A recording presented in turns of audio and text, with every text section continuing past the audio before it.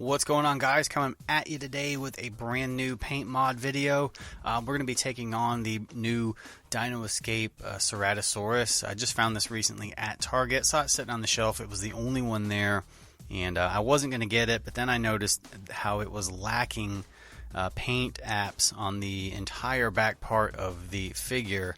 So I decided that would make a good repaint video. So I went ahead and grabbed him. And we're going to modify this guy, take him to the next level, and make him look a little bit better than he does now. So this is going to be a super easy paint modification. I'm going to go ahead and get him out of the box, but before I start slinging paint on him, I am going to have to prep him a little bit. So I've got some matte varnish here. I'm going to shoot it through my airbrush over the factory plastics. Since we're not repainting this thing fully, there's going to be no primer, so I need something for the paint to grab onto, so that's where the matte varnish is going to come in handy. Now for the black stripes on the back.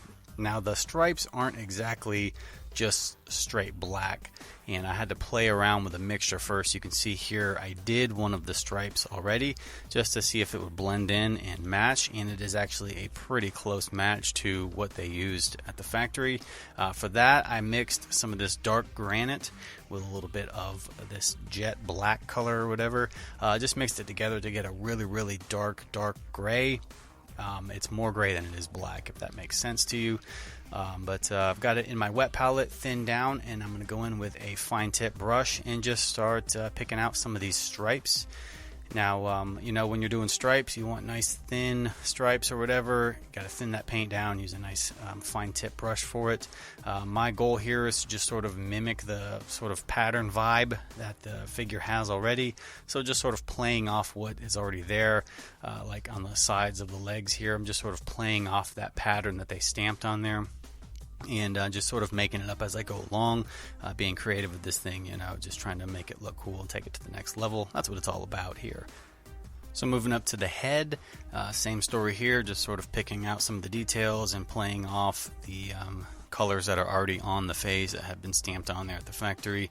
And going around and darkening the eye socket, because you know that dark eye socket sort of gives it that classic Jurassic Park, you know, dinosaur vibe. Up here, kind of connecting the deco that's stamped on the head, just sort of connecting it all together, making it look a little bit more interesting and not so plain and boring. Kind of want it to blend in and you know, look as natural as possible. Also keeping that rule of cool in mind, you know. Finishing off the face on the other side, same thing, just picking out all the details and stuff like that. Straightforward. Moving on to the red. So I'm going to be using Createx transparent red shot through my airbrush. If you don't have an airbrush and you're doing this by hand, you're going to want to do this in reverse. So you'll want to actually paint your red first and then do your black stripes. You don't want to try to paint your red over that. It'll be weird, and you'll probably paint over your black stripes. So dry brush your red on first, like I've talked about before in other videos. Just dry brush really lightly until you build up enough of a tone that it blends in, and then throw your black stripes down. One last little detail I wanted to go over real quick is the horn on this guy. The one from the factory obviously is really bright, so I wanted to kind of make it look a little bit more gritty. So I took some flesh shade here and just washed it over the factory color, let it dry, and then I dry brushed bone over the raised areas on it just to sort of bring out the sculpt and make it pop, just make it look a little bit more realistic. And then the final stage here is going to be painting the claws, and that is going to be pretty much it for it. Now I did paint the eyeball. The eyes were kind of wonky on it, so I had to repaint the eyes. The factory versions were just bad. So I painted those yellow with a black pupil and then a little tiny white light catch. And then we'll seal him up with some matte varnish, and he'll be good to go. So I'll show you here just a little before and after shot of the figure, and he immediately looks way better. You know, just a little bit of paint can go a long way to making a figure look complete. And this one right here just was in desperate need of some paint mods.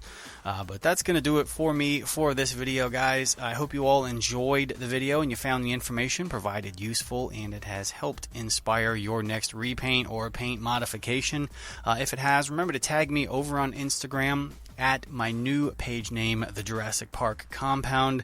I always love to see what you guys can come up with. For more Jurassic related content, you know where to find me. Links will be in the description box below.